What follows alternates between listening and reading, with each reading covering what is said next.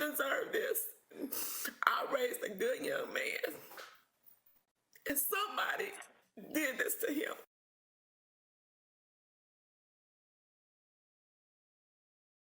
That was the mother of missing 25-year-old Jelani Day. That's our other top story other than the Haitian migrants.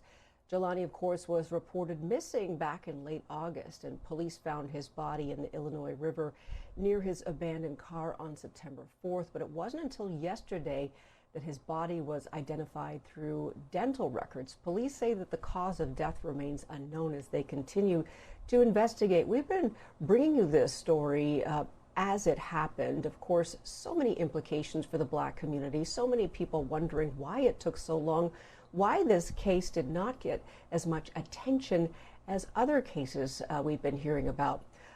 We are now going to join our BNC correspondent, Jenyne Donaldson, live with more information on what is going on. Good afternoon, Jenyne.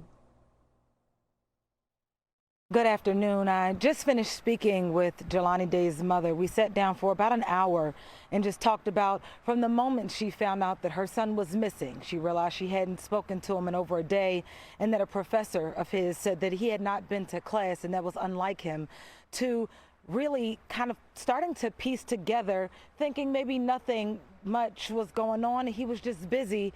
And then starting the investigation on her own. You know, she really talked about following up on all of the details that she had gotten, and then trying to trust the police to take that information and push the needle forward and find her son. And when she realized that wasn't happening, she took matters into her own hands. She said that during the course of this investigation that they have not really given her much information. They haven't been communicating with her. She didn't feel like they were really looking for her son, not really sharing any information with her.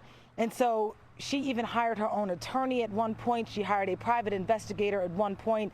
She talks about her family and friends of hers. They all came together with search efforts to search areas where Jelani's car was found. She talked to me about you know, some of the disrespectful things that she had heard from some of the investigators, even the coroner's office, feeling like, you know, her asking them to do certain things was more of them feeling like, oh, I'm doing you a favor, and just talking about how hurtful that was while she was looking for her son. She talked about on September 4th when that body was found alongside the Illinois River. They told her, you know, this could be a 50-50 chance. And she said, I know that. I'm not delusional. I understand that that could be my son, but I'm holding on to faith, not only for myself, but I have to be strong for my other children. But again, just trying to piece together this puzzle of what happened to her son. She got really emotional, saying, I didn't want to come off as an angry Black woman. That's what people were expecting from me. I wanted to be nice so I could get things done and find my son. I really didn't want to seem angry, but I was angry because they weren't doing the things that I saw them doing for Gabby Petito on the news, and how her family hadn't spoken to her in weeks, but yet she was found in a matter of a few days. The FBI got involved immediately. And she started to cry and say, I wish I had done more, but I don't know what more I could have done.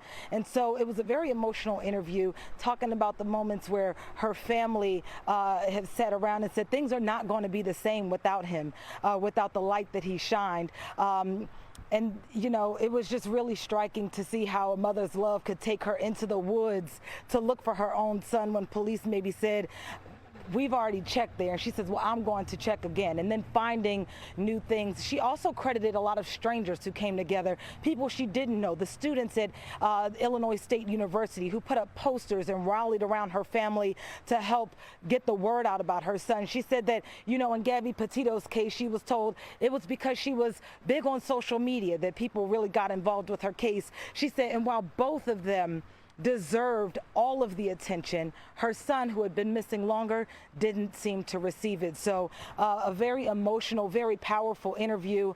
And she made it very clear that she's not going to stop. Her son was identified yesterday after, again, being found September 4th. They finally identified him using those dental records. However, she said she still doesn't have answers. She doesn't know what happened to her son, why he was in that area in Peru, and maybe who did this. And those are the questions that she says she's not going to stop looking until she gets the answers that she needs. So right now, the family grieving, obviously, after learning their loved one has indeed passed away, actually headed to the funeral home right now. But still so much to be done. Police did tell us yesterday this case is ongoing. Live in Illinois, back to you. Jenyne, very powerful what you're sharing with us. I'm actually struck by you saying that, and I want you to expand on this because I want to make sure I heard you correctly. Did she say while she's grieving and worrying about her son, she's concerned about people thinking she's an angry black woman? Yes, because they were already speaking to her in a disrespectful way. She said that was one of the reasons that she hired an attorney, why she hired her own private investigator, because she didn't know what to do. She didn't know how to conduct searches. She didn't know the ins and outs and steps. But the way that people were speaking to her, from the detectives, and the one point she incorrectly referred to one of the policemen as a lieutenant, and he said, I'm a commander, and that's, you know, that's what I am to you.